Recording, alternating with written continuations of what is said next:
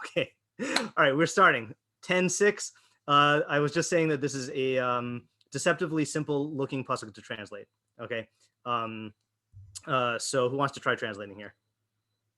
I will. Okay, hold on just 1 second. We have to pause this because my mom is using the wrong link, and we have to make sure that my mom gets into share. Yeah, sorry. Who wanted to translate? That would be me. Go ahead. Okay, brachos larosh Tzadik, ufi rashayim yachasei chamas. Yeah. So I guess blessings on the head of the Tzadik. And, okay, I'm going to pause you for 1 second. So you translate it in the intuitive way, which is blessings on the head of the Tzadik, and that's how many of the Mefarshim translate it. What would be the more literal way with the Lamed? Say again? 4 or 2. Yeah, 4 or 2, right? So I'm going to put all 3 prepositions here just so we can see it. Blessings 4 or 2 are on the head of the Tzadik, of the righteous person. Okay, go ahead.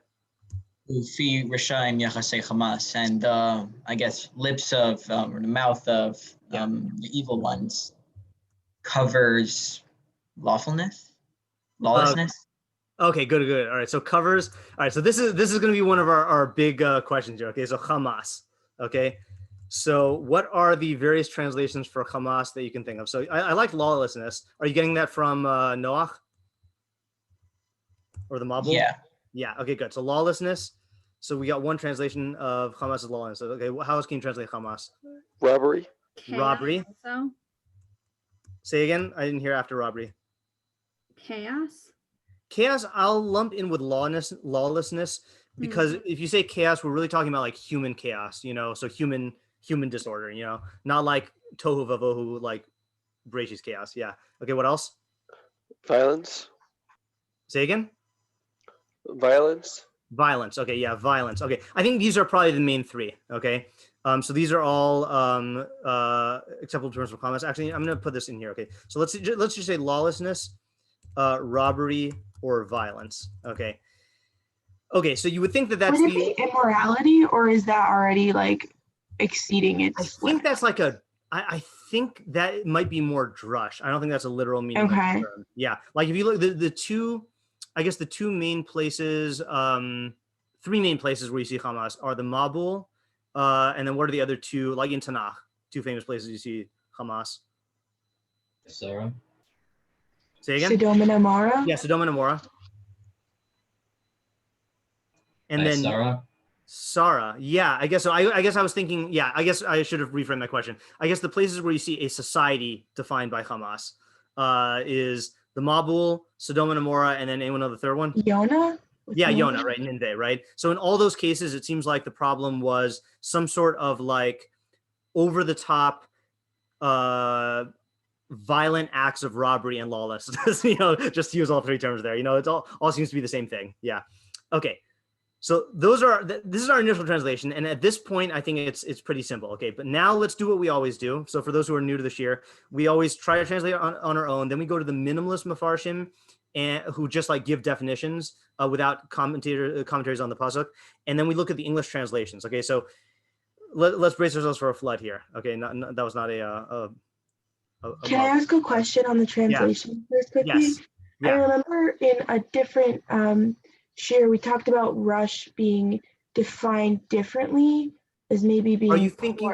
Right, you were thinking rush without the O sound, right? Okay. Rush, yeah, and that was a weird exception to the rule. Yeah, this is just the normal rosh that you usually see. Yeah. Thank you. Yeah. Okay. So Sadigon translates. So again, I'm going to repeat stuff because I think there's some newcomers here. So Sadigon translated Tanakh into Arabic, and then Kafech, who was a Judeo-Arabic scholar, translated it back into Hebrew so we could see the nuances. So Sadigon says, Yacholu habrachos birosh hatzadik upenei rashaim yechasim chamasam. Very different here. Okay. So the blessings will fall on the head of the righteous. Okay. And hold on just 1 second here. Okay, hold on just 1 second here. Upenei harashaim. Anyone want to try to translate? Upenei harashaim yechasem chamasam.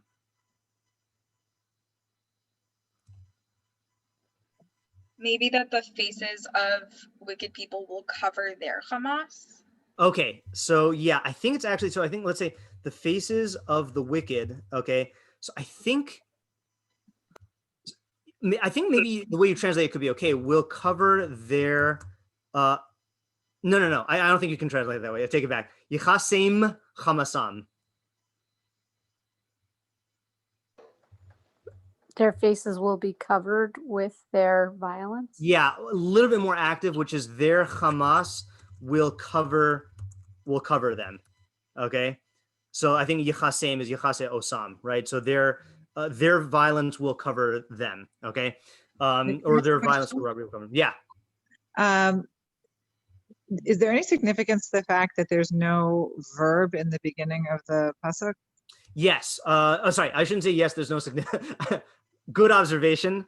This is something that you'll see all the translators grapple with here. And I think a lot of them do insert one. Like you notice that from Sadigon inserting the word will fall. Yeah, I saw that.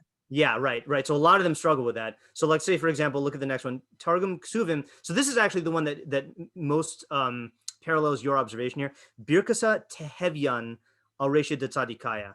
So blessings. So I guess a blessing. Sorry, a blessing will be. Okay, he just adds in the word will be on the heads of the righteous. Bifumahon de rashi nechase chatofa. Bifumahon. Aramaic people, how do you translate that?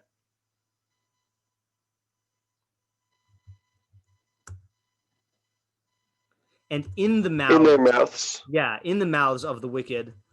Wicked. And then I think nechase chatofa is just a straight translation of nechase chamas. And in the mouths of the wicked, or I guess with the mouths of the wicked, they will nechase chatofa. They will cover Hamas. Okay, again, I'm not exactly sure the nuances of the Aramaic there. Okay, so keep this in mind. Let's go a few more translations here. Okay, Art Scroll says blessings will descend. Okay, again, inserting a verb upon the head of the righteous one, but their violence will smother the mouth of the wicked. So I was like, smother? Where does he get that from? Okay, that seems like is that just an interpretation of what it means to cover? Because when you cover someone's mouth and you smother them. Okay, but then the Living Nach also said, blessings settle upon the righteous man's head, but crime smothers the mouth of the wicked. So there you've got crime as their translation of violence, and they're of Hamas, and they're also going with smother. And then Alter says, blessings on the righteous man's head. That's trying to keep it without the verb. But outrage will cover the mouth of the wicked. Don't know where he's getting outrage from. Okay. When they say cover, are they talking about like a discrediting kind of cover of like, or is that interpretation? That's going to be an interpretation. Yeah, that could be one possibility. Okay. All right. So now, this is what we usually do for the translations, right? But then I looked down and I saw the Meiri goes crazy. Okay. And he gives like a bunch of different interpretations for each of these terms. So I just want to read them. We're not reading the Meiri's commentary right now. We're just reading his translations of the terms here. Okay. So first he says Hamas. He gives 4 translations. Im heos ikar hanachas inyan gezel. So even though the main meaning of it is theft, okay, robbery, ye amar lifamim al inyan gilui hashchasa. Okay, the like manifestation of corruption or destruction. Okay, the openness of corruption or destruction. Upa'ami amar beinyan tarumes ha'adam al chavero. A person's complaints about his friend. Okay, or grievances about his friend. And then the 4th one is hashchasa, is just straight up destruction. Okay, so in terms of adding to our little Hamas collection here, so we have lawlessness, robbery, violence. We have open destruction. We have complaints, which is maybe where the altar was getting outrage. Okay, grievance, I guess. Let's say grievance. And then we also have just regular destruction. Okay. So let's get this out of the picture right now. Okay, and then we also have for kisui, he says im heyos ikar hanachasa al halavush v'hamachase. So even though it usually just means covering or like a garment or a covering, ye amar lifamim b'inyan ha'alama. Shane, later, what did you just say for covering? I think you said something similar to this just now. Discredit. Discredit. Okay, never mind. I maybe jumped to conclusion. So halama is concealment. Okay, so it could like be a two-facedness. Yeah, like a hiding, like an effort to hide. And it could also mean to fill. Okay, upam ye'amer b'inyan milui kimaim liam mechasim. Okay, like that's the concluding line of the Mishnah Torah. Well, really it's from Yeshayahu, but we know it as a concluding line of the Mishnah Torah. Like what? So I always translated this as like waters that cover liam, that cover the sea bed. But I guess he's learning it as like waters that fill the sea, which is a more literal reading of liam. Kolomar shemamalim es hacharitz, it fills a ditch or a groove until it is covered. Shelo yirah bo charitz, until you can't see the ditch. Hine pol v'hapeh paul. I don't know what grammatically that means. Kolomar shechamas yimale pi harasha. It means that violence will fill the mouth of the wicked. Okay, so let's just add this in here. So the mouth of the evil ones. So we have either covers. Let's say I'm going to actually put this in the translation. Yechase, which either means to cover or to conceal or to fill. Okay, so let us delete all these just to get them off the screen, and then we'll be able to finally start analyzing here. Okay, so again, for those who are joining us for the first time, we do the translations, get however many working translations we need, and then we ask all the questions and problems that we can before we start interpreting the pasuk. Okay, so we're gonna stick with this. Again, you gotta, Mishlei is a lesson in juggling. You gotta learn to juggle all these translations here, and keep yourself open to whichever ones strike your mind at the moment. Okay, so what are the questions that we can ask? Let's get them all out. Is it saying that blessings should be 4-2 on the head of the righteous person, or is it saying that they already are? Okay, good. Does brachos l'rosh Tzadik let's say is brachos l'rosh Tzadik telling us what? Do you say does or should? Like, would you put it in present and future tense? Yes. Right. Does, actually, let's put it in three things. Does happen, will happen, or should happen. Okay, I don't know if the will and should really are different here. Okay, yeah. All right, good. Next question. What's the comparison between the different body parts? Why is Rosh associated with Tzadik and mouth associated with Russia? Yes, is that the voice of Stephanie Spicer? Yes, it is. I have not heard that. I just don't want my full name to be on YouTube. Oh, sorry. Yeah, that's fine. Yeah, no, it's just I met your brother the other day, and yeah, he texted me, and I'm like, oh my god, that's so. Yeah, cool. and I was like, I haven't learned Mishlei with Stephanie in a while. So when I saw the Stephanie in the thing, I was like, oh, is that the Mishlei Stephanie? All right, so yeah, only yeah, okay, one. so so what is the significance of using body part references? Okay, right. So mouth and head, right? Head versus mouth. Like, what's the contrast? Okay, yeah, good question. Okay, good. What else? I also think it's interesting that he specifically uses cover, or what all of the translations that we have as options. Because what does that imply? Yeah, okay, so that's gonna be a basic question, right? So what does it mean what does cover mean? Okay, what does yechase mean here? Yeah. What is yechase contrasted with? Okay, so do I drop the Mishlei truth bomb? Hold on just a second here. Okay, so this is kind of similar to the question before about like the verb on the other side not being there. I'm not sure. Yeah, okay, so let's ask this the way we usually do it first. Tell me if this was your question. How are the two halves opposites? Mm-hmm. Yeah, okay. So so specifically with the word usage. Specifically with yechase. Cover versus, well, it's weird, right? Because that's really where Essie's point comes in. Cover versus no verb, right? Yeah. Yeah. Versus what? Okay, yeah.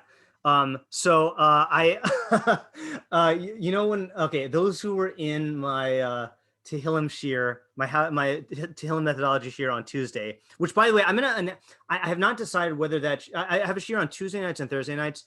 I kind of was on the fence whether that should be a shiur open to everyone or not. So I kind of avoided making a decision by saying, if you're interested, then just let me know. Except for the Lomdeha people, because that's going to come later on in the year. So if you are interested in Tehillim, enjoying Tehillim, let me know. I guess I just didn't want it to be a gigantic shiur if that's not what people wanted, but let me know, and I have to decide whether to let people in. But anyway, it's on YouTube. If you want to look at the how to learn Tehillim shiur, there's a method that that we use called the pivot point method, which is a theory that like my Rebbe and my Chavrusa and I came up with. And the question that is always asked is like, are you certain that this method works out for all the cases? So I said, I don't know. It's worked out for all the cases up until now. But so it seems like it's a good theory, but you never know, like maybe it'll prove that it doesn't work at some point. So in Mishlei, the theory of opposites is one that many of the Mefarshim state explicitly in the beginning of the book. I've certainly used it to great effect. Today was the first time I ever saw the Meiri, okay, little backstabby here. The Meiri in one of his interpretations says, he gives an interpretation and he says, and the two halves are not opposites. Okay. And I was like, what? I've never seen this in my life. So we're still going to look for opposites, but the Meiri here in one of his many interpretations was driven to say that the two halves of the pasuk are not opposites, which makes me want to think, okay, well then how do you explain the connection? Like once you're not doing opposites, like how far do you go as saying that these could be related? So anyway, I just want to like get that out on the table for those who've been learning this later. Or a different pasuk? Say again? That was on this pasuk or a different pasuk? Yeah, on this pasuk. Okay. But it was on one of his interpretations on this pasuk. He gives like 4. Is he the only one who says that? Is he the only one who says that, did you say? On this pasuk, yeah. The only one I saw, yeah. But everyone else is learning that they are opposite. I mean, look, you're not going to get most Mefarshim to explicitly talk methodology. So like even when they give their idea, then those of us who learn psukim as opposites will like try to understand how what they're saying is an opposite, So like I've rarely seen anyone say it explicitly, and this is the only time I've seen someone say it doesn't follow the rule, Meaning like they're not going to come out and say that this is an opposite, but they will just give their parish on the pasuk. Yeah. Sometimes they'll say it's opposites, but like again, the time you'll see it the most is in introductory stuff, either in the first psukim in Mishlei or the Hakdama in Mishlei, or in chapter 10 pasuk 1, which we started off the series with. A lot of them say it there, but they won't mention it like in passing. Okay, what else do we need to ask here? I still feel like there's a lot of them. Okay, we said let's make sure we got all the major questions. Okay. Can I ask one quickly? Yeah. What is righteousness? And piggybacking off of that, with the opposites theory, does that tell us anything about what righteousness means? Like, what is righteousness, and is it the opposite of chaos? What does that mean? Okay, good. So let's ask our basic definition questions all around. So what is a Tzadik in this context? What is a Rasha in this context? And again, the reason why we say in this context is there's 2 reasons why we limit the question in this context. Because number one, although you'll find that many of the Mefarshim have theories about what the Mishlei personality types are defined as, there are different theories, so you want to, as a student of Mishlei, you want to keep your mind open to different ideas. Maybe this is teaching you a new insight, but also sometimes Tzadik and Rasha are being used in their technical Mishlaic jargon sense. And sometimes they're just being used as the stand-in for like the good guy and the bad guy, or the person making the right decision and the person making the wrong decision. So what Stephanie was saying just now is, can you use Hamas to infer definitions about the wickedness and about the opposite, which is the righteousness? So that's a good methodology there, is use the clues in the pasuk to infer. Does Tzadik here have to be a character, or can it be a descriptive? Does what have to be a character, did you say? Tzadik. When you say descriptive, what do you mean? Brachah l'rosh Tzadik, like the blessings on the head, like something like correct or is righteous. It's definitely a noun. Okay, yeah, definitely a noun. Yeah. So whether it's a character or just a general stand-in for a good person, that's up for interpretation. It's definitely a noun. And not only is it a noun, but it's a noun who has a head, right? I mean, you could say that head doesn't mean head if it wasn't talking about a human, but yeah. Okay, what else here? I feel like we don't have all the questions yet. What are brachos? Yeah. Okay. What are brachos in this context? Okay. Good. Did we ask what chaos is? Hamas. No, we didn't. Okay. What is Hamas in this context? And also, this might be related to number 3 and 6. Yeah. But are we assuming that the Russia knows what he's doing is wrong? Like, is that what conceal is implying? Well, I guess that'll be up for debate, right? Because if it depends on why he's concealing it, right? Because Rishaim don't necessarily conceal it because they know it's wrong. They might conceal it so they don't get caught, you know? But doesn't that, wait, hold on. Isn't that a contradiction? No, if you're robbing a bank, okay, like, well, okay, fine, that's the case where you know it's wrong. I'm saying like when you say no, it's wrong, meaning he knows that it's against the law or he knows that he's wronging people, but he clearly thinks that this is a good thing to do, right? In other words, it's not like he's concealing because he's ashamed or anything like that. It might be, but you're saying he knows that according to society it's wrong, but in his head he doesn't necessarily believe. Okay, that's one possibility. The other possibility is that he does sense that it's wrong, and that's why he's covering it. But I don't know. My default assumption is that the Russia, knows that he's doing wrong. Just from I feel like we wouldn't call him a Russia if he was doing it unintentionally. What's the relationship between Hamas versus brachos to Tzadik? Yeah. Okay. Good. So I'm going to add that to the two halves being opposite question. Okay. Cover versus what? Brachos LaRoche versus mouth covering Hamas. Yeah. And look, you got to sympathize with Meiri here. I mean, it doesn't look like those are opposites. Yeah. Why is, and I think we saw this a couple of weeks ago about the plural. Why is one singular, one plural? Yeah. I think when you asked that, I think I started to answer it and didn't. Did I answer that? Do you remember? I don't recall the answer, so it's definitely coming back to the question. I'm gonna mention this now because this is something that I'm gonna explain why I ignore that question. Okay. Which is, and I think I saw this in the Rabbeinu Yonah. It's a good question, but the reason why I ignore it in practice is Rabbeinu Yonah says that you'll always find it saying Tzadik. I think it's Rabbeinu Yonah, Tzadik singular and Rishaim plural. Maybe the same thing with Chacham and Ksilim, okay, and fools. And the reason why is, I don't know if this is what he said, the reason why, or if we said this, is that there are many, so I've heard two interpretations. One is that there are many ways to make bad decisions. But there are fewer ways to make good decisions. And that's true in any area in life. Like you look at any skill, cooking, art, music, government, whatever, there's going to be fewer ways to do things right than to do things wrong. So you're going to have a much larger population of people doing things in wrong ways, just statistically.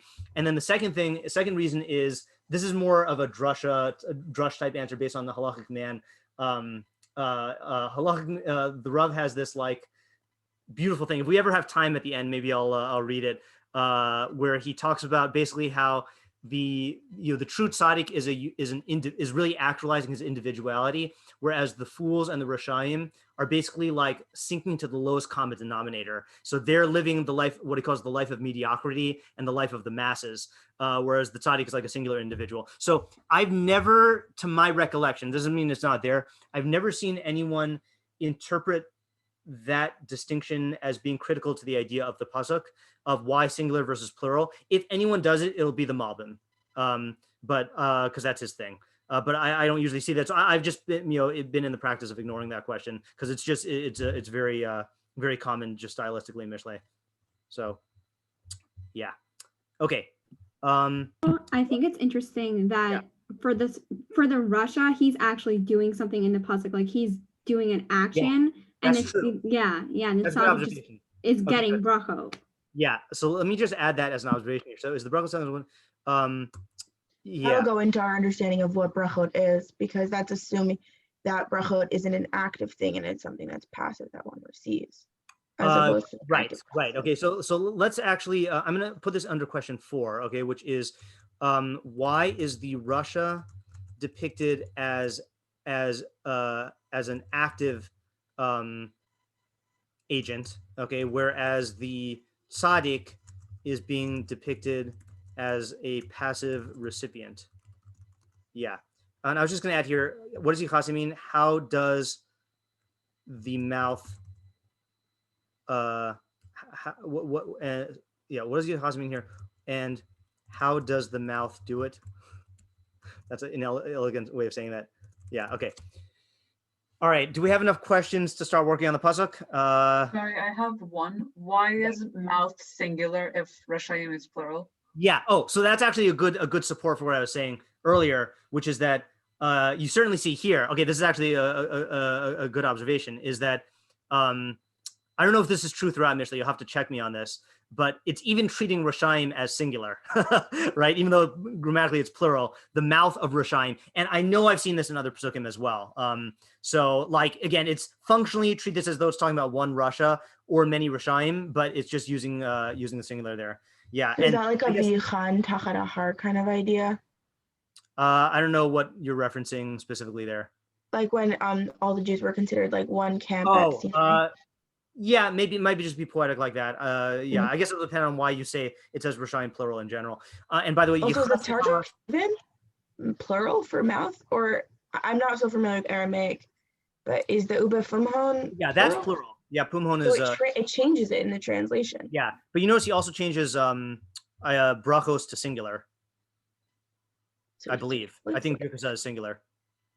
Yeah. I'm not sure why.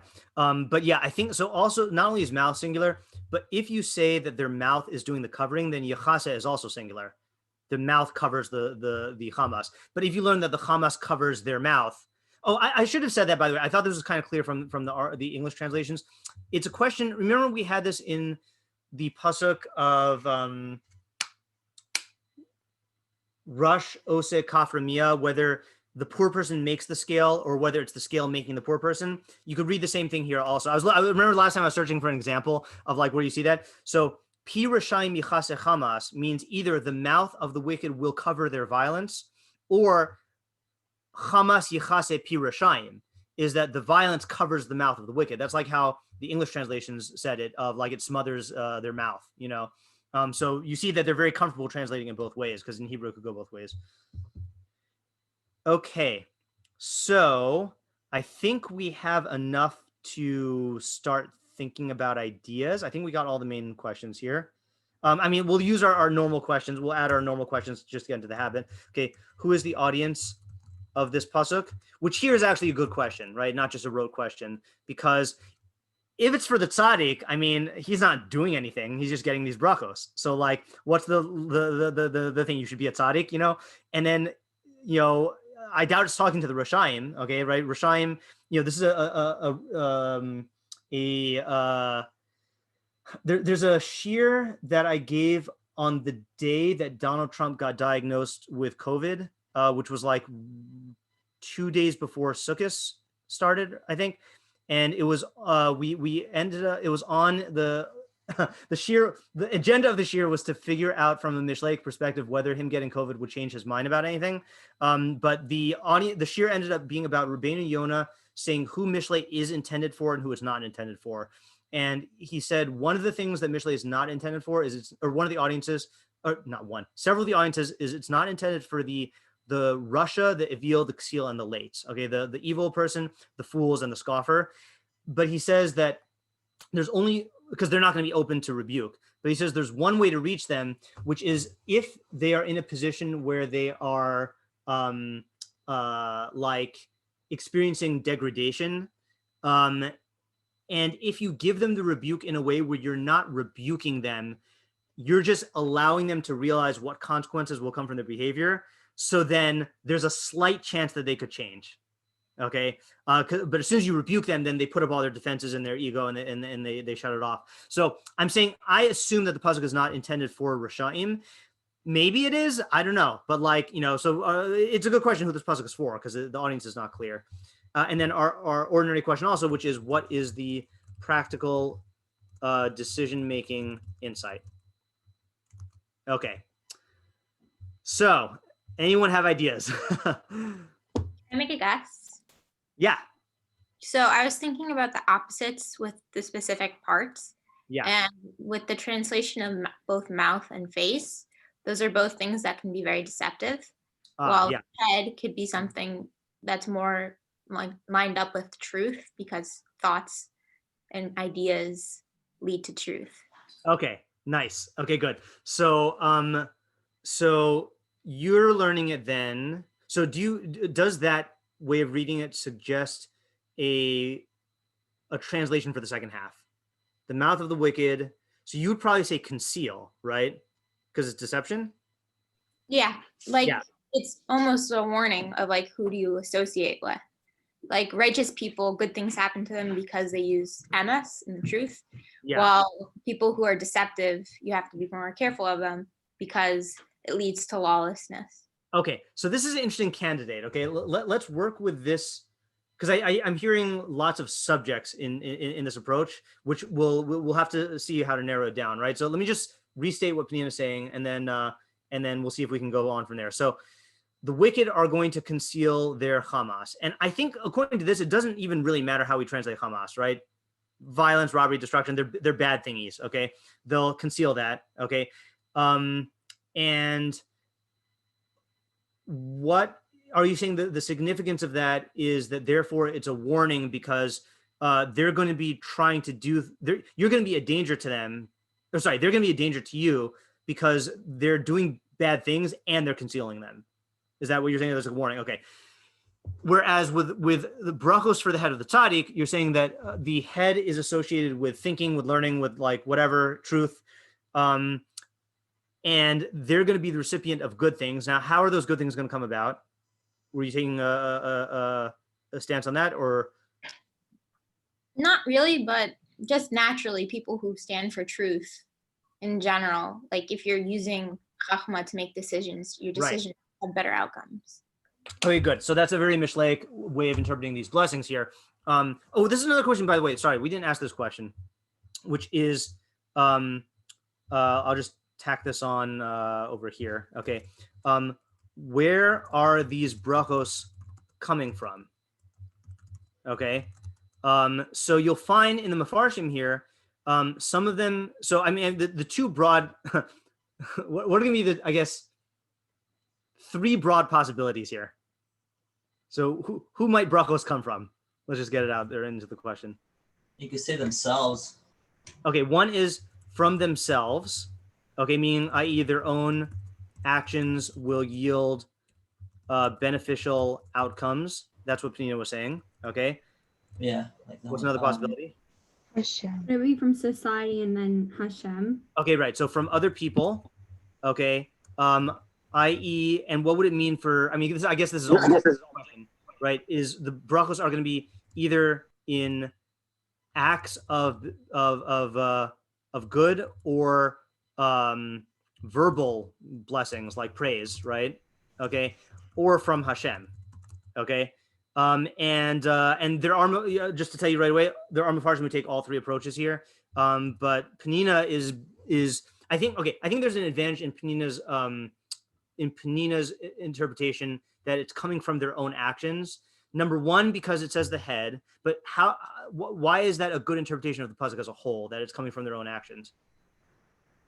Well, I mean, the structure. Yeah, you could go, Shmuel. Thanks. So maybe Rosh is referring to like leadership. Okay. Brachos LaRosh Tzadik, like at least going with the idea that other people are blessing the Tzadik. Okay, before we get to that, I just want to just to answer this question: why is Penina's interpretation of brachos coming from his own actions? Why is that a better interpretation of the pasuk? Hamas comes from actions, so it's matching it to the other side. Yeah, I think it's a better match to the other side, right? Is that the Rishayim are trying to first of all, it's talking about their actions. It's saying that they're doing violence, and then they're using their mouths to conceal it. Okay, which we have to figure out why. So then implicit in the first half is that the tzaddik is doing good actions that bring brachos to him, you know? And I also want to point out, let me just take a peek. I forgot if he actually, oh, I didn't include him here. Oh, I did. Hold on. No. Oh, okay. Yeah. We're going to borrow from the Metzudas David. Don't look at anyone else, okay? We're borrowing from Metzudas David. I just want to point out that he says here for Yechase Hamas, so he interprets it differently, and he interprets it in the non-intuitive way, which we're not going to do, I don't think. HaChamas she'osim Yechase es pihem. So the violence that they do will cover their mouths, Laman Yechanku ba, so it will strangle them. I think this is where Art Scroll and Living Nach were getting it from. Rotzalomer ha'avera atma nifras mimenu. So what I think that means, literally, it means the transgression itself is exacts retribution from them, okay? But what I think that means is that they get the results of their own violence, okay? We'll figure out what that means in a second, but that would parallel very nicely with Penina's interpretation of the first half, which is the tzaddik does these actions, excuse me, and it naturally results in good for himself. So Penina, is there anything that you said in your initial observation that we didn't touch upon? I was just trying to summarize what you said. I just want to make sure I didn't miss anything. The audience. Yeah, go ahead. I thought it was just a warning to people in general who they associate with. Okay, so then it's saying don't associate with the Rishayim because you're going to suffer their harm. And then for the Tzadik, the implication. So what's the implication then for the audience about Brachas L'Rosh Tzadik?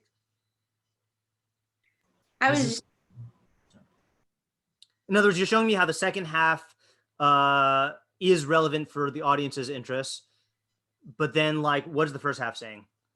I just thought it was saying for both of them, like when you see people who use rosh other than like tools of deception with their face or mouth, whichever one you want to interpret it, you should lean towards people who have bracha because then you'll benefit from the bracha. Okay, that's what I thought you were saying, is that you're going to be so according to Penina, the subject of the pasuk is basically like is who you keep company with, okay, or like what, who you gravitate towards. And if you gravitate towards the wicked and you put yourself in that environment, so not only are you going to possibly be a victim because of how they act, but you also won't see it coming because part of what they do is they conceal their violence, so you're really putting yourself at risk when you do that. Whereas with the tzaddik, not only are his actions beneficial to other people, but I think we can say, what would be the second half of the how like the way we're taking it right now, then the first half is like the fact that the Rishayim conceal violence is no, it's like this. The second half is talking about what the Rishayim do and what they say, okay? The tzaddik, we notice, is not really ascribing any actions to him, but I think it'd be fair to say that, like, he's not concealing what he does. In fact, if anything, he's probably going to make it more evident about how he's trying to do good so that you can benefit from it, because that's what the tzaddik wants you to do, and so really it is a much better situation to be in. And again, the point isn't like, again, a person could object to this saying, well, that's obvious. Of course, you should hang out with tzaddikim and not hang out with Rishayim. But the point is that, again, you could sum up all of Mishlei and just say an obvious idea of think about the consequences of your actions. The point is to bring it down to the level of particularity that affects the emotions. And this is really what it's doing, is it's saying, it's telling you exactly what the nature is of the danger that you're exposing yourself to. You're with people who are ruthlessly going to take advantage of those around them and conceal it from them. So you'll be victimized before it's too late. And that's why it's an extremely dangerous thing. And for the tzaddik, you're putting yourself into the company of someone who just wants to benefit the people in their system, just wants to benefit the people around them.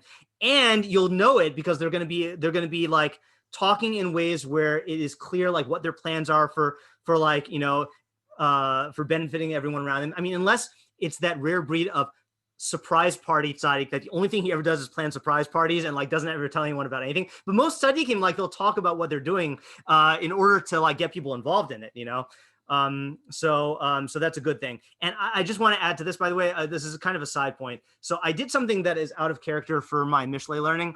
I was in a very like Rabbi Moskowitz mood, and I was like, what would happen if I listened to the earliest shiur of Rabbi Moskowitz in the YBT tape library? So I think this is in the 70s, and it is insane how differently he learned the Sefer. And I've mentioned this before with Rabbi Moskowitz, is his methodology evolved every couple years. Okay. And I was, blessed to be through several, like many evolutions of his methodology.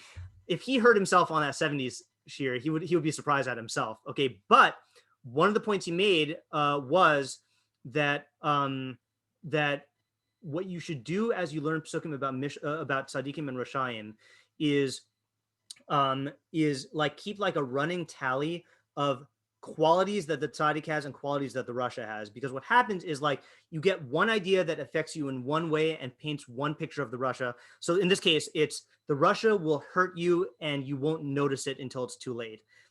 You'll add that to your rasha trait list, okay? And the tzaddik you'll add to the list.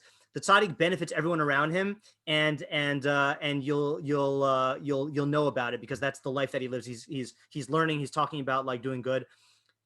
And if you keep on learning pasukim about tzaddikim and rashayim, you'll eventually build up this entire portrait of the tzaddik and the rasha, and they'll all like come together in a way where you will really realize that living the life of the tzaddik is the best life, and your emotions will be on board because you've shown it to your emotions at every step of the way. And the life of the rasha, like, when you first start off, the life of the rasha looks glamorous, so then you learn a pasuk and you're like, okay, that part's not glamorous. And you learn another, okay, well, that part's also bad. That part's also bad. And at a certain point you realize, no, the entire thing is just not worthwhile, And so that's just, I just wanted to point that out because I heard that on the shiur today. And like, in case anyone, I guess I'm preempting the objection. This is obvious. Yeah, it's obvious to the mind, but not to the emotions. And that's the point.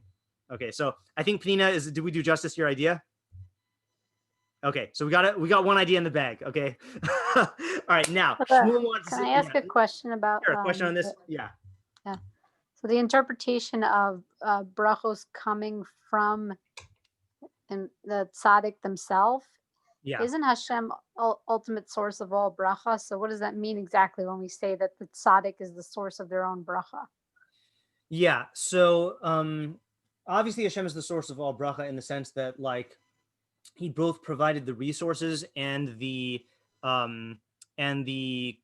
qualities that we have that enable us to do this. Let's say in the case of the tzaddik, like, the tzaddik didn't become a tzaddik in a vacuum. He had parents who raised him a certain way, or he had Torah to guide him a certain way, or he had Mishlei to teach him in a certain way, and he has free will that God gave him, but free will is the key here because ultimately the one who is the determinant of whether you live a life of bracha or klala, of blessing or curse, is you. And Hashem himself says that, right? Is right?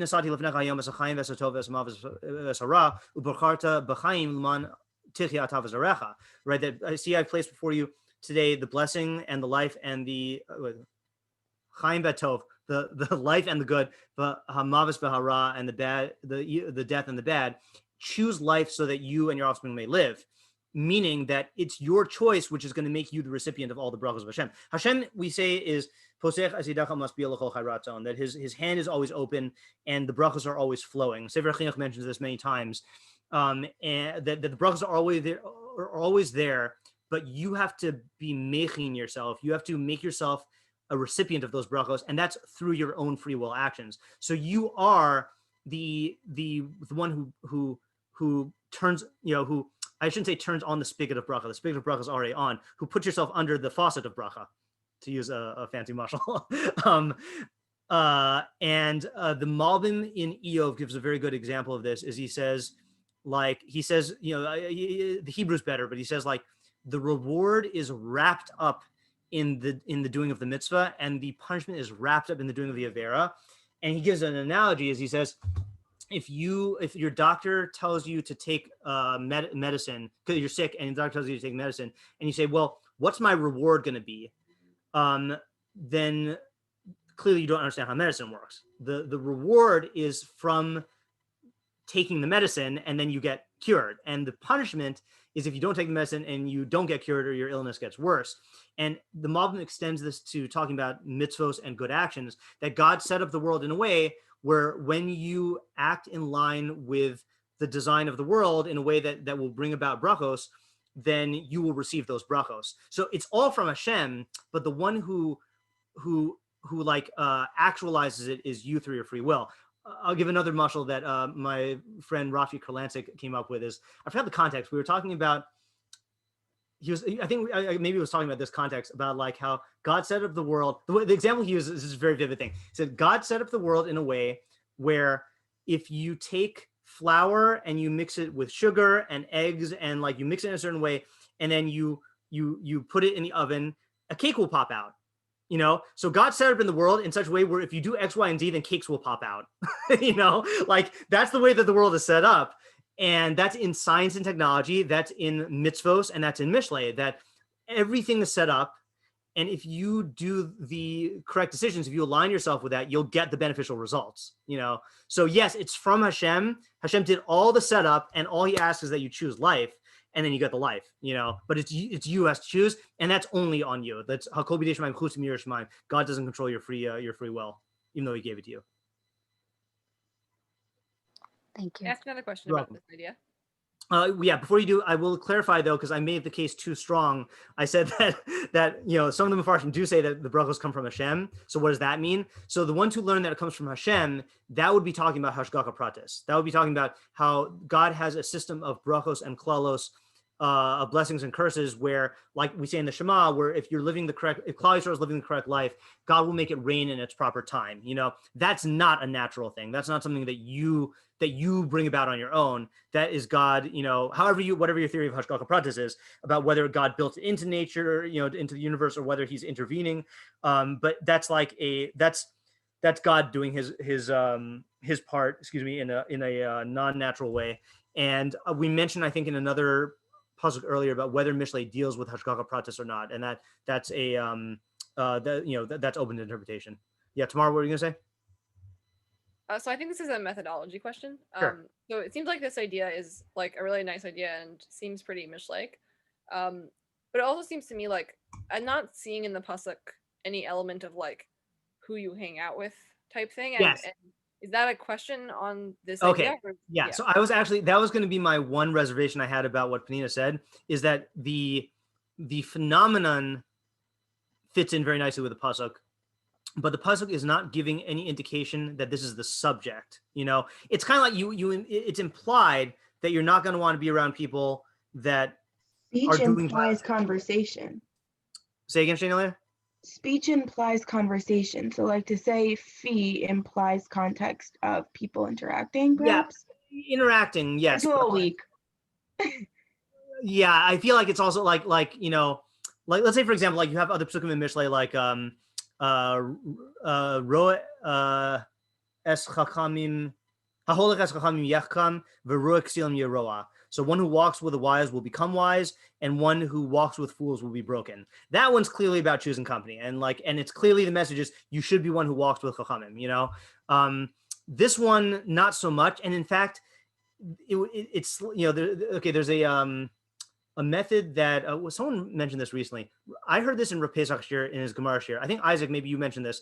That Rav Pesach said, "How do you know that you learned the Tosfos the correct way? Like, how do you know that you're not projecting onto the Tosfos? Is if you have you get your idea clear, okay, and then you ask yourself, if I were writing this idea, how would I write it?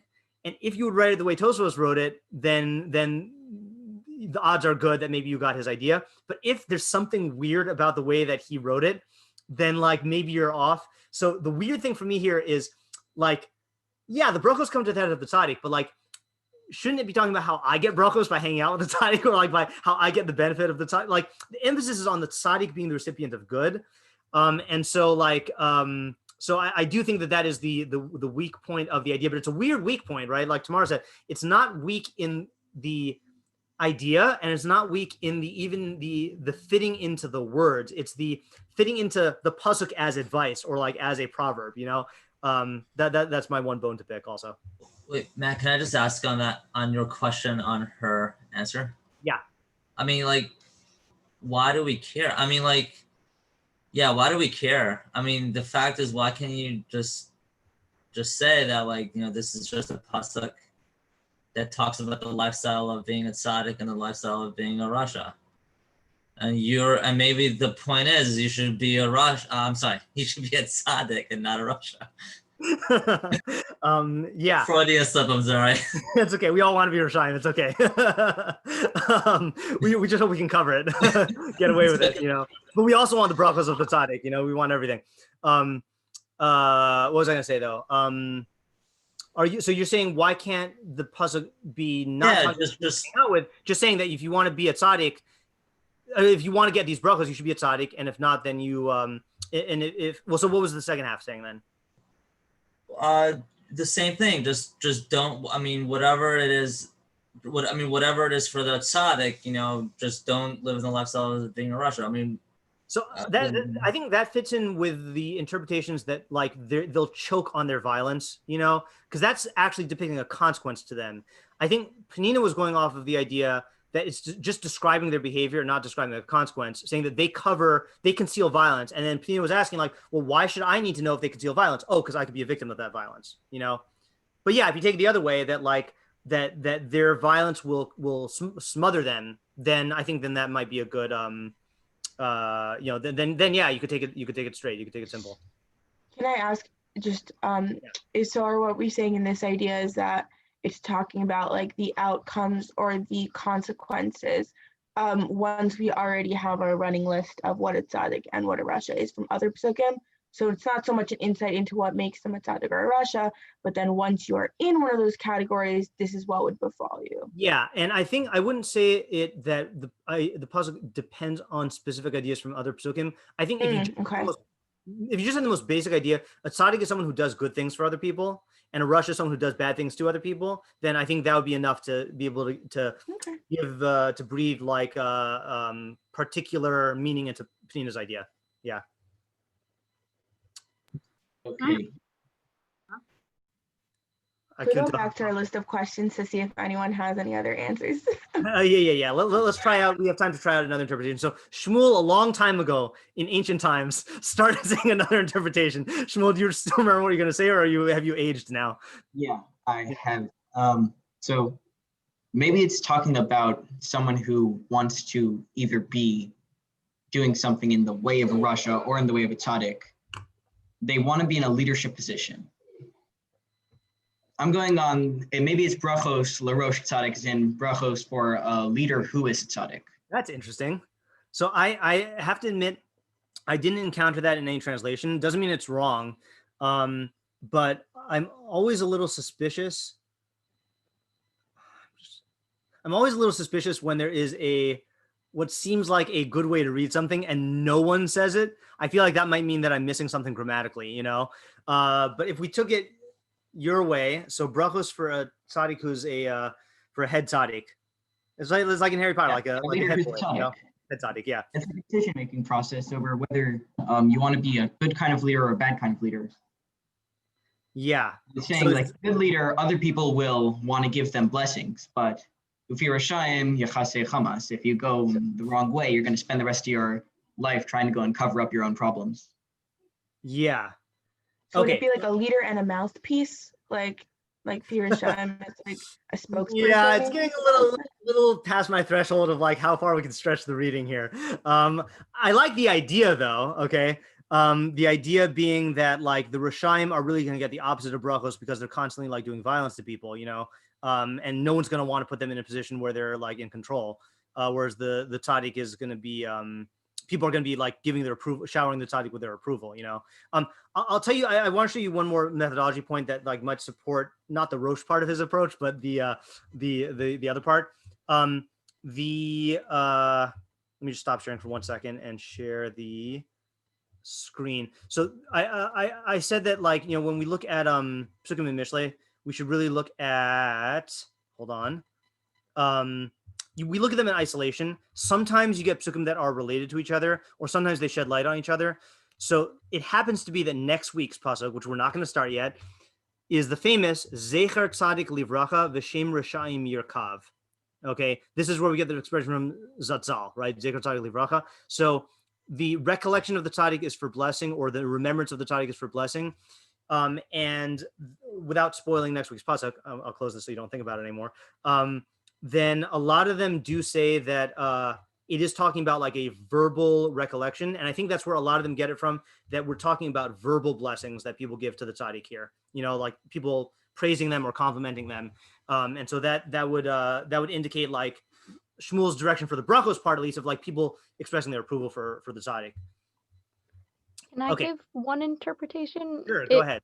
it's not really fleshed out and it might be a little too simple, but maybe it's about building a society. We were talking about how Hamas before was all with the chaotic societies where things were destroyed and, you know, God destroyed the world, wasn't too great.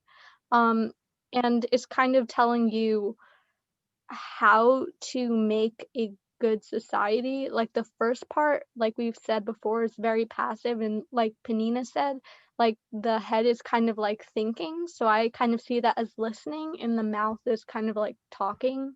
Where just imagine a bunch of people in a room, they all want something and want to get something done, but they're all yelling and no one's hearing each other. So you can't build a society out of just selfishness. You have to, you know, make sacrifices, whether that be something as simple as listening instead of saying your own ideas, or, you know, something bigger like, oh, you have to pay taxes. I don't know. Okay, good. That's good. So I like the idea of focusing on the society, and I want to make a methodology point before going into that particular idea. It's possible I mentioned this before, but Mishlei at the beginning says it's written for the for different audiences. So the Na'ar, the Pesi, the Chacham, and the Navon. And Shlomo specifies different like objective or different things they get out of that each of these audiences gets out of it. So he says that the Navon is Yishma.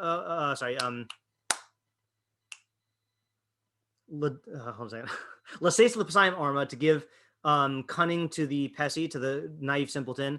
Lanar dasam zima, to give to the youth knowledge and design.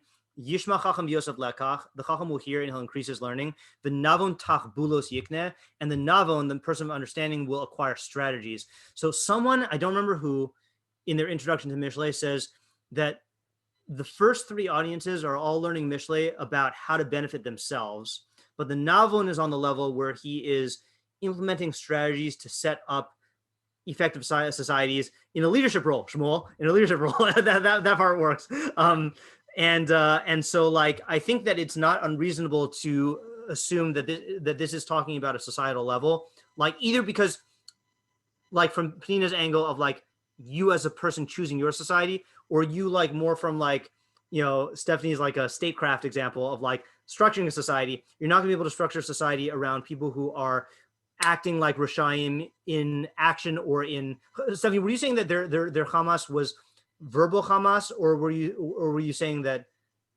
I just wasn't sure what you're saying about the Hamas, or if you were taking a stance on that. I would say that it's verbal, but also can be like physical, like anarchy, just like robbing, doing things that are selfish, like not necessarily just speaking, because that would be a little too weak, I think. Okay, no, because I was gonna say, okay, maybe it will be too weak, but I'm gonna say it anyway. I thought you were gonna say that.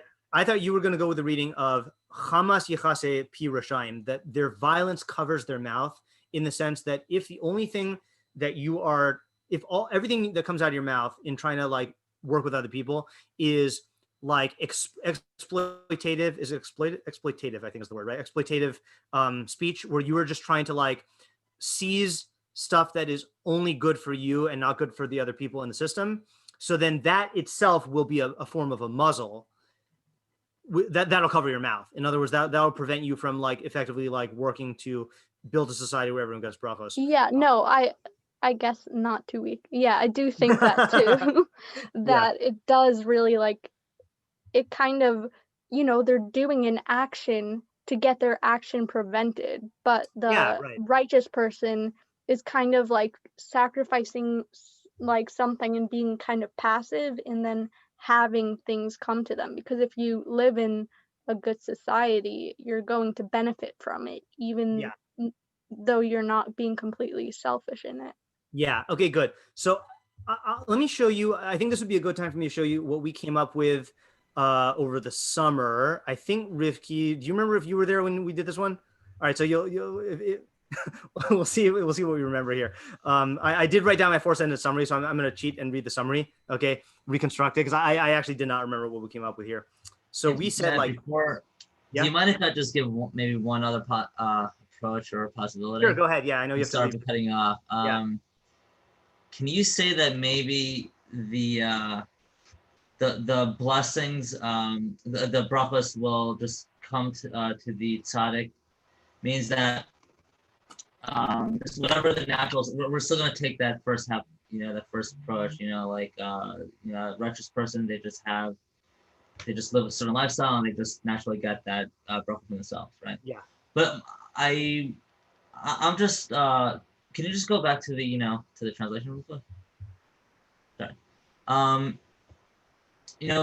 But what does it mean that their chamas will cover them? Meaning like I'm sorry, the Targum Ksuvim's translation, with the mouths of the wicked, they will cover chamas. Like it implies that the Risham are actively doing something. I guess like they're talking or something. They're doing some sort of thing that has an event, and that event is being subjugated by the chamas. So maybe you could say that the Rasha, he has some sort of thing to convey or to pass on to other people around him, but his actions are covering up his true his words or whatever he's trying to do. I didn't follow all that. Yeah, it's getting a little too complicated. I have to express it. Okay. Quickly. Yeah. You can tell me later if you. I'll tell you tomorrow. Let me just think about it more. I have. Sorry, I just thought of it. So. All right, sure. Yeah, it sounds like you have something there. I just couldn't quite follow. Okay, so what we came up with in the summer. Let's see what we came up with in the summer. So this is the four sentence summary. A tzaddik is someone whose life is characterized by acts of tzedakah, providing needs for others for the sake of the system as a whole. Okay, that's kind of connected to what we did when we said Hashem will not starve the soul of a tzaddik. People will be favorably disposed towards him out of their appreciation, admiration, and desire to reciprocate his beneficence, and he will enjoy their blessings in speech and in action as a result of the goodwill generated by his lifestyle. Okay, so that's plain and simple, right? If you're a tzaddik, if you live in a way where you're helping other people to take care of their needs, people will appreciate that, and there's a natural feeling of reciprocity, and they're going to say good things about you, and they're going to want to do good things for you. And if you're in a state of need, then people will respond to try to like help you. I think we said that also in the tzaddik not starving. The Rasha, i.e. one who seeks to dominate the system for the sake of his own greatness or power, will suffer the opposite in both respects. Not only will people be unfavorably disposed towards him and not want to act in ways which benefit him, but he will need to actively conceal his evil lifestyle so as not to arouse even more ire and ill will from others. Thus, whereas the tzaddik's lifestyle makes him a magnet for blessings, the Rasha's lifestyle makes him a magnet for curses. So that's an interesting thing, right? So the Rasha, because he chooses the path of trying to impose his will on others to create, for the sake of his own greatness, he realizes that people don't respond well to that, or at least he gets to certain critical points where people, like, he might, verbally abuse somebody, right? But there's gonna be a certain point where even the Rasha draws the line, not because he knows it's wrong, but because he knows that people will just hate him. Like, even a Rasha knows you can't just go around making enemies of everybody, so he's going to have to conceal his lifestyle in order to like mitigate those consequences, but he can't succeed because he is, in other words, he's trying to live this lifestyle which inherently goes against other people, which inherently makes them like hate him and have ill will towards him, but he knows he can't like go overboard. So it's like a very, very like unsatisfying like catch-22 where he's engaged in actions that promote ill will, and he has to like cover up those actions to prevent even more ill will. And all the while, he's getting the curses from people. And you notice, by the way, that I guess in this interpretation in the pasuk, we inferred the second half to the first half and vice versa. We said that brachos come to the head of a tzaddik and curses come to the head of the Rasha. And the Rasha has to cover his violence, but the tzaddik doesn't cover his righteousness. That we saw that this is a move we did in the very first pasuk in this chapter of like you can apply each part of each half to the other half. So that was what we came up with this summer. Any questions on that interpretation? So what would be the subject according to this? Just to get it clear, subject of this really is that the lifestyle of the tzaddik is going to naturally lead to a very positive, supportive, like social network, basically, right? You get everyone liking you and wanting to help you, and the Russia is going to constantly be on the defensive and people wanting to harm him, you know? So again, this is similar in the vein of Pina's idea of like, this is another incentive to show like, you know, well, I guess this is more close to Ariel's cut out the middleman interpretation of like why you would want to be a tzaddik. Again, this is a Mishlei motive to be a tzaddik. Not because it's God's will, although that's true. Not because you're going to get rewarded in Olam Haba, although that's true. But you get people liking you in this world, and you get to enjoy the brachos of that lifestyle. And same thing with the Russia. It's, you know, Shlomo doesn't argue like, oh, don't be a Russia because it's evil. He says, don't be a Russia because people are going to, you're gonna have to like live this like, you know, cover up lifestyle, and people are going to like, you know, hate you and want to harm you, you know. Would it be all right if you read the pasuk and like show how this idea comes directly from it? Yeah, brachos l'rosh tzaddik. Blessings will come to the head of the tzaddik because of who he is, right? And blessing is the admiration and the desire to reciprocate his benefits. So I'm saying blessings in speech and in action. You know, I'm using both sets of brachos. Is that people will say good things about him and will do good things for him. Okay, and the mouth of the Rishayim, and Rishayim, will get curses, right? That's the implicit thing. And their mouths will have to cover the violence because the violence is the cause of those curses coming upon them. The weakness in my idea, by the way, it's not a weakness. It's just a stylistic, like, there's a stylistic crutch that I'm relying on where like you have to interpose the other halves, half of each pasuk into the other one. Again, it's normal to do in Mishlei, like we saw that in the Meiri the last time or the first time. But yeah, the curses will come to the head of the Russia, who has to conceal his violence because that's the cause of these curses. Because he does violence, then people will want to curse him. People will curse him in speech and want to harm him in action. Thank you. I appreciate that. Yeah. Like interpretation. I want to show you one more similar one that I saw in the Meiri. So as you can see here, this is the full Meiri. Gives a lot of interpretations, as the Meiri often does. This one I thought was really good. Oh, F. Shalafarish. Oh, so first of all, he gives a little thing here about how the tzaddik will when he gives tzedakah, what's the highest level of giving tzedakah, or not the highest level? What's one of the highest levels in the act of giving is you do it secretly. So the tzaddik is going to be concealing his acts of tzedakah. So he says here, F. Shalafarish Rosh HaPasuk Kapir Sha'acharon. Okay, the beginning of the pasuk is the explanation of the end. The sofo kipir sharishon, and the end is like an explanation of the beginning. That's like what I was saying stylistically. Klomar, what does this mean? Sheshnehem im heyosem mechuvayim lahastir maaseim. Both of these people, the tzaddik and the Russia, they both want to conceal their actions. Okay, but yivadu mitzad haolam, but they'll become known to the world. Hatzadik mitzad habrachos shivarchuhu. The tzaddik, because of the blessings that people will give to him.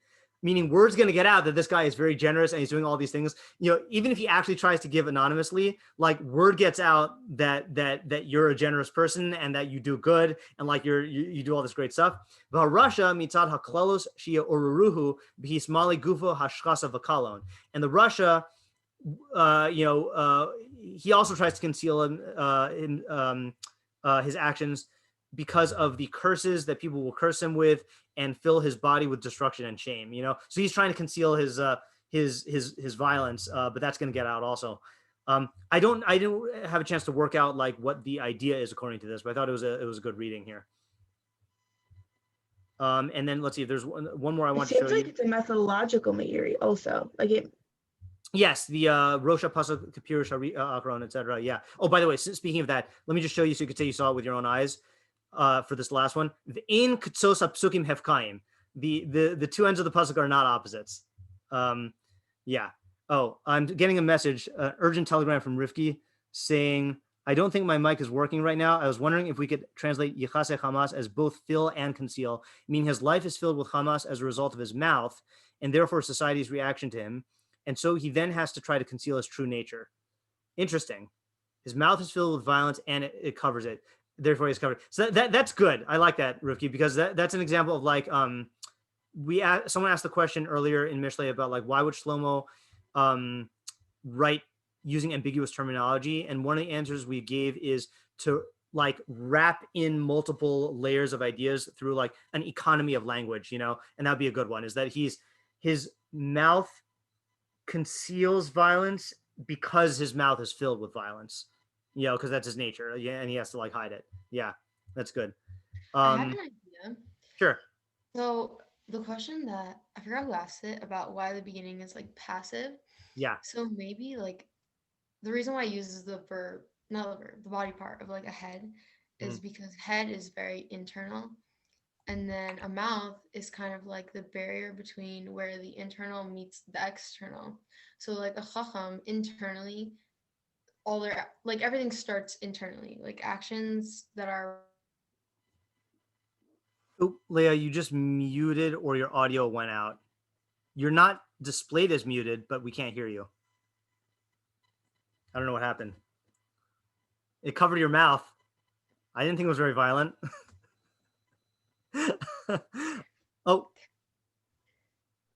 I thought Can I you hear heard me you. now? I can hear you now, yeah. Okay, so I don't know where. I heard that the head is internal, referring to the mind, and the mouth is like the barrier, and then I think I lost it after that. Okay, so right, so the Tzadik internally, his thoughts are yashar, and so is his actions because they follow that. And then the Rasha, he internally is covered, or he's like full of Hamas, and that translates into his actions. It's kind of like a half an idea. I don't know where that would go, but Okay, yeah, I do like the answer to the question about the body parts. I wanted to read one more interpretation also, which is actually, so I think what happened in the summer is we came up with this idea on our own, and then we saw the Malbim, who basically says this idea. So I don't know if like I'm projecting into this idea or not. He says, Barachos l'rosh Tzadik, ha'ose maseh tzedek, or maybe the summary that I have here is the summary of the Malbim. I forgot. Let's see what the Malbim says. Ha'ose maseh tzedek, ha'kol mevarchim oso mipnei hatov mashpia l'kol. Yeah, it sounds like a summary of the Malbim. So the good actions that he does, the righteous actions that he does, everyone will bless him because of the benefit that he bestows upon them. Yitzayin ki'ilu kol ha'olam manichem yadeim al rosho u'mevarchim oso. Oh, I know why I wanted to choose this Meiri. Yeah, sorry, this Malbim. So he says it's like the whole world. It's depicted as though the whole world is placing their hands on his head and blessing him. Upi Rashaim yichase chamas, and the mouth of Rashaim covers violence. Harasha aidesh ose chamas shu hevech hatzedek. There you go. He's saying that Hamas is the opposite of Tzedek, which is interesting because we think of Resha as the opposite of Tzedek. So the Rasha who does violence, which is the opposite of righteousness, lo levad shelo yivarchuhu acherim. Not only will people not bless him, kigam hu mishtado lechasos masav sheish bam klalav lo bracha. He will also have to conceal his actions, which have a curse and not a blessing. So I think what we were doing when we in the summary I showed you is I think we were we came up with this idea. And then we like merged it with the Malbim because we're saying a little bit differently than he is, a little bit more than he is. And he's also doing something which I wanted to methodologically call your attention to here is, you notice in our interpretation, we don't really care about why it says head and mouth. We're just taking head as like a stand-in for the person, you know, and mouth is just like, you know, the speech thing. The Malbim though says head. Again, Malbim's rule is everything in Mishlei is integral to the idea. So he has to say, well, why does it specifically say brachos to the head? And so he says it's giving an analogy of like, it's giving you imagery of everyone putting their hands on his head to give him a bracha. Now, I don't find that really helps the idea, you know, that's why I don't really care about it so much. But again, you'll see the Malbim, sometimes he'll do that and he'll get good results. But that's just a different inderech I wanted to highlight here. Okay, so I think we are at our official end time. So I guess I'll do what we usually do is let me just quickly summarize the ideas we came up with, and then we'll end, and then I'll stay on with questions. So we had Penina's idea, which is the fact that it's warning you about what kind of society, what kind of company you keep. Rashaim will victimize you with their evil and conceal it from you, which means that you won't see it coming, or it'll make you more prone to it. So that's very bad. And the Tzadik will bring blessings to himself, and if you align yourself with him, then you'll be a recipient of those blessings. Then we had the idea, the Malbim's idea, and our idea that we just read from the summer, which is that if you are someone who is always doing good for others, so then you will naturally be the recipient of their goodwill and their blessings, and that'll be good for you. And the Rasha who's always trying to like dominate other people and take advantage of them, people will hate him and will try to curse him and have to like he'll have to restrain his own lifestyle to hide his acts from others because it's going to arouse their ire. And then the Meiri, which we didn't really work on an idea for. So I think those are our main ideas here. Okay, so I guess thank you for coming, and I'll stay on as long as people want to ask questions. I have a question. Yes. Okay, so have you read any of Rav Samson Raphael Hirsch on Mishlei? A long time ago, and I think what happened was I realized. Oh no, yeah. I think what happened was he groups the pasukim by topic. Yeah, right. So I think at that time there's something about that He's been putting his methodology very clearly. Yeah, right. I think I was turned off by him in the same way I was turned off by the mob. I like the ideas, but like it clashed with the organic way of learning Mishlei that I was used to. But yeah, of course, Rav Hirsch has great ideas. Yeah. Because he mentions on this pasuk that he highlights the mouth being general speech, and he sees like lips and tongue as specific speech. Mm-hmm. So, and then he has a very interesting translation because he adds a lot of words, which I don't usually associate with like a Hirschian way of translating. Yeah. It's usually very conservatory. So he says, only blessings are about the head of a just man, but the mouth of the wicked conceals injustice. So adding only. And then get that from if there's any way to get that from the Hebrew. Yeah, I don't know. Maybe that's the lit and the ve playing off of each other. I say Fair enough. Yeah. But also, he doesn't hash it out at all. Like it really, the only time this pasuk is mentioned in his book, which is very disappointing, is just when talking about speech. So I don't know. Yeah. All right. Sorry, Rav Hirsch. Usually like him a lot. I wish knew this. I'm just going to point out that's the pocket size. Yes. Yeah. We were debating whether there exists a real size, and we were also debating whether there exists another picture of Rav Hirsch anywhere, because that's the only picture that ever appears of Rav Hirsch. I have seen one more picture of him, but that's the classic one, you know. Is the thought that if there was a bigger one, that it would be less abridged? Oh, this one's abridged? I don't know. That I'm asking. Know. Oh yeah, no. We know just in terms of I'd only ever seen it in pocket size. Yeah. Okay. Yeah. Okay. Anyone else have any questions? Yes. Yeah. I thought I was thinking maybe it's and it sort of touches upon a bunch of the approaches, is that it's really referring to the manifestation of intentions. You know, that basically the Tzadik is going to be abound in Brachah. If you want to know what kind of person they are, you could sort of see their circumstance. You could see how they're prospering and thriving and how they're living. Yeah. And whereas the Rasha is basically constantly having to do lip service, constantly having to excuse it, explain it away, conceal it, try to, delude himself and others with his excuses. But it shows, first of all, the juxtaposition between what's being said and what's being thought or intended. And a little bit about the fact that he can't even talk himself out of the circumstances because it's like taking you to a horrible place to rent it to you and trying to like talk up the amazing, scenery or the view or, just a bad sales pitch when the thing you're selling is just so horrible that you could try all you want, but you won't be able to deny it, kind of thing. To me, it called sort of that approach. Or yeah, I mean, I like that in the sense of the something about that rings true with the passive, the passivity of the Tzadik and like the active concealment attempts of the Rasha. I don't know how to phrase it any clearer, but I like that approach. It reminded me a little bit also of the pasukim about don't be envious of the Hamas, right? The Risham and the Hamas, and also one of the worst things is to take advantage of someone when they're trusting you.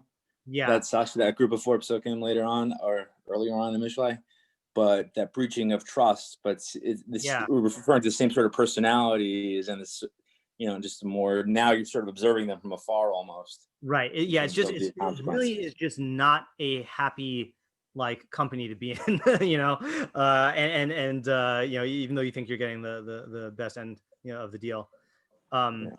I mentioned, by the way, if those who are in the mood for 4 paragraphs from the Rav, to read a this is what I think of when I think of the of why it says Chacham in the singular and Rishayim in the plural. Okay, so this is in Halakhic Man.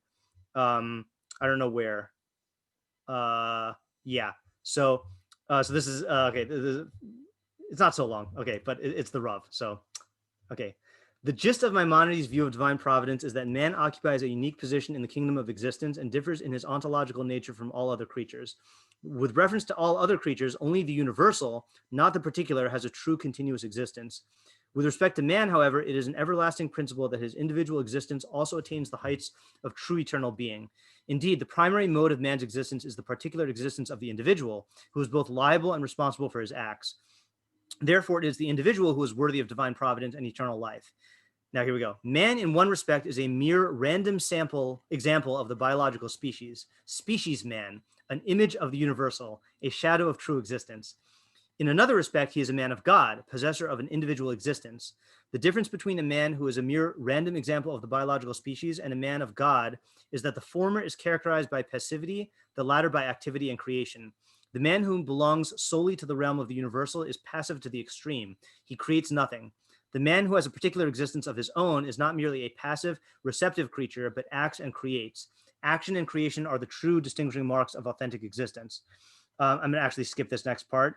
No, I'm not. However, this ontological privilege, which is the peculiar possession of the man who has a particular existence of his own, a privilege that distinguishes him from all other creatures and endows him with individual immortality, is dependent upon man himself.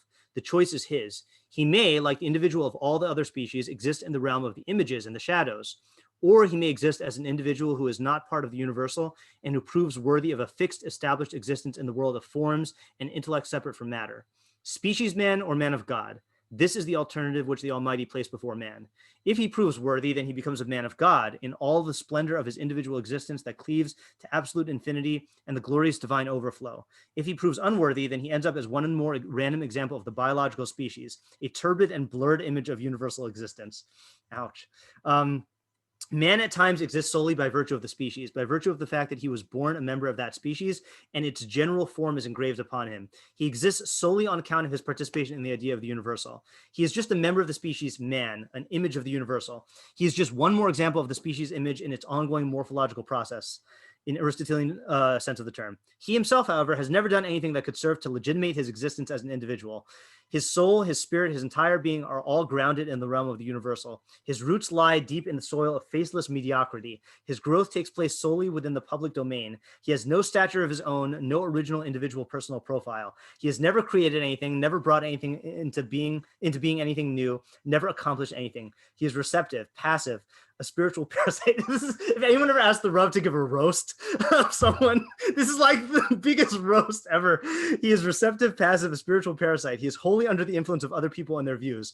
Never has he sought to render an accounting either of himself or of the world. Never has he examined himself, his relationship to God and to his fellow man. He lives unnoticed and dies unmourned. Like a fleeting cloud, like a shadow, he passes through life and is gone. He bequeaths nothing to future generations, but dies without leaving a trace of his having lived. Empty-handed he goes to the grave, bereft of mitzvah performances, good deeds, and totally wanting in any ethical passion. He was born involuntarily, and it is for this reason and this reason alone that he, involuntarily, lives out his life, a life which paradoxically he has chosen until he dies involuntarily. This is man as the random example of the biological species. But there is another man, 2 more paragraphs here. Is that category 1 of our Machshava lab from Friday? Oh, yeah, exactly, yeah. I like that, species man. Yeah. S1. Yeah. But there is another man, one who does not require the assistance of others, who does not need the support of the species to legitimate his existence. Such a man is no longer a prisoner of time, but is his own master. He exists not by virtue of the species, but solely on account of his own individual worth. His life is replete with creation and renewal, cognition and profound understanding. He lives not on account of his having been born, but for the sake of life itself, and so that he may merit thereby the life in the world to come. He recognizes the destiny that is his obligation and task in life. He understands full well the dualism running through his being, and that choice which has been entrusted to him. He knows that there are two paths before him, and that whichever he shall choose, there must he go. He is not passive, but active. His personality is not characterized by receptivity, but by spontaneity. He does not simply abandon himself to the rule of the species, but blazes his own individual trail. Moreover, he as an individual influences the many. His whole existence, like some enchanted stream, rushes ever onward to distant magical regions. He is dynamic, not static, does not remain at rest, but moves forward in an ever ascending climb. For indeed, it is the living God for whom he pines and longs.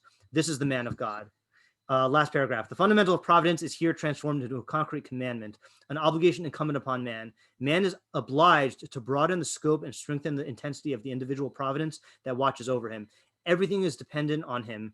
It is all in his hands. When a person creates himself, ceases to be a mere species man, and becomes a man of God, then he has fulfilled the commandment, which is implicit in the principle of providence. Now, that was the Rav's explanation of the Rambam's view of Hashgacha Pratis, about why Hashgacha Pratis relates to you on an individual level, the more individual you are. It's a beautiful explanation of the Rambam, but it's also whatever I think of whenever I see Mishlei saying the Chacham or the Tzadik in singular and the Rishaim or fools in plural, because they are species man, you know, and the Chacham and the Tzadik are really like being individual man. And I just, no one can say it like the Rav.